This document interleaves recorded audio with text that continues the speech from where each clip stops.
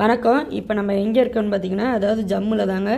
ஜம்முனா ஜம்மு கிடையாது. ஜம்மு தவியிலேருந்து கத்ராவுக்கு நம்ம ட்ரெயினில் வந்துட்டோங்க. அங்கேருந்து நம்ம என்ன பார்க்க வந்திருக்கோம்னா, ஸ்ரீ மாதா வைஷ்ணவி தேவி கோவில் பார்க்க தாங்க வந்திருக்கிறோம். அங்கே வரணுனாக்கா நம்ம அந்த ரயில்வே ஸ்டேஷன் பக்கத்துலேயே ஏர்போர்ட்டும் இருக்குங்க. நம்ம இங்கே கோவில் பார்க்க போகணும்னா நம்ம என்ட்ரன்ஸ் டிக்கெட் எடுக்கணும். அதுக்கு முக்கியமாக நம்மளுக்கு ஆதார் கார்டு தேவைங்க. ஆதார் கார்டு இருந்தால் தான் நம்மளோட அடையாள அட்டை கொடுப்பாங்க. அதாவது அனுமதிச்சிட்டு அதை வாங்கிட்டு போகணுன்னா 2 கிலோமீட்டருக்கு அப்புறம் தான் கோவிலே போக முடியும். வாக்கிங் போகலாம், இல்லைன்னா ஆட்டோவிலையும் போய்க்கலாங்க. நாங்கள் ஆட்டோவில் எடுத்துகிட்டு போயிட்டோங்க, டைம் ஆயிரும் சொல்லிவிட்டு. அங்கே நம்ம கோவில்கிட்ட போயிட்டோம்னாக்கா நம்மளுக்கு கோவில் 5200 அடி உயரம் உள்ளதுங்க.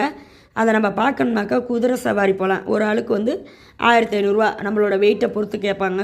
பல்லக்கு தூக்குவாங்க. நாங்கள் அதில் அதனால் எங்களுக்கு தெரியலை. ஹெலிகாப்டரும் அங்கேருந்து நம்ம போகலாங்க.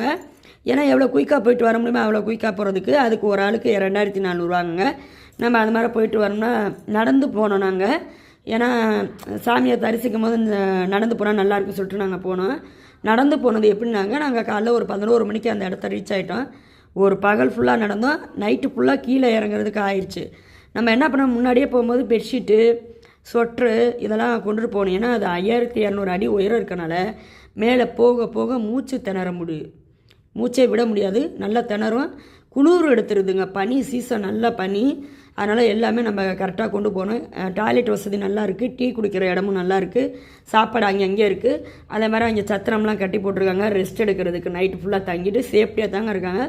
எனி டைம் போலீஸ்காரங்க வந்துட்டு போவாங்க நம்மளை பாதுகாக்கிறதுக்காண்டி மக்களை. நல்லாவும் இருந்தது. எனக்கு பின்னாடி இருக்கிறது தாங்க அந்த ஸ்ரீ மாதா வைஷ்ணவி தேவி டெம்பிளுங்க. அந்த தேவியை தரிசனம் பண்ணது எங்களுக்கு உண்மையுமே நல்லா இருந்தது. அது ஒரு குகைக்குள்ளே நாங்கள் ரொம்ப தூரம் லாங்கில் போனோங்க. இது 13 கிலோமீட்டர் உயரம் உள்ளதுங்க. நாங்கள் பாதை மாதிரி தவறி போயிட்டதுனால எங்களுக்கு ரூட்டு தெரியல. மக்களாக போனோம்னா ஈஸியாக போயிருக்கலாம். நாங்கள் தனியாக போனோம், ரொம்ப கஷ்டப்பட்டோங்க. சாமி தரிசனம் பண்ணது ரொம்பவே நல்லா இருந்துச்சு. போகும்போது நடந்து போனோம். இறங்கும் போது பாதி தூரத்தில் கால் வலி. அதனால் நாங்கள் வரும்போது குதிரையில் வந்துட்டோங்க. ரெண்டாவது எங்களுக்கெல்லாம் பார்த்திங்கனாக்கா இந்த சாமியை பார்க்கும்போது லைன் க்யூலாம் நிறையா இருப்பாங்க. சீசன் டைம் போனோம்னா நம்மளால் பார்க்க முடியாது. சீசன் இல்லாத டைம் தாங்க நம்ம போக முடியும். இந்த அம்மனோட தரிசனம் கிடைச்சது எங்களுக்கு ரொம்ப பெருமையாக இருந்தது.